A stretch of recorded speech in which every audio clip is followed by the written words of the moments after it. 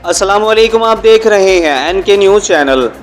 अहम खबर से आपको आगाह करते हैं। शाहरुख आलम कॉलोनी बी ब्लॉक में गैर कानूनी तामीर, बगैर नक्शा इमारत की तामीर, मालिक ने सील तोड़कर काम शुरू करा दिया। सील आपने खोली, जो ताला खोला आपने? नहीं, हमने ऊपर से सिल्वर निकाला है। सिल्वर निकाला है, तो ताला खोला आपने? हाँ, ताला खोला। अच्छा, किसने कहा था आपको? ठेकेदार ने क्या गुलाम शबीर ने? ठेकेदार जो जुल्फकार ने?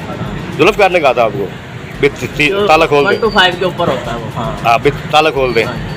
वो फिर ताला कितनी खड़ी हुई थी सर? कितने पैसे लिया था आपने? हमने तो लिए तो उससे 200 रुपये लिए। 200 रुपये? 150 रुपये। 150 रुपये लिया था।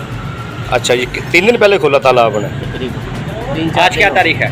3-4 दिन हो गए। ये जुल्फकार लेने आया था आपको या शबीर लेने आया था? हाँ जी। कौन लेने आया था? वो 1 to 5 पे लड़ता। जुल्फकार। हाँ।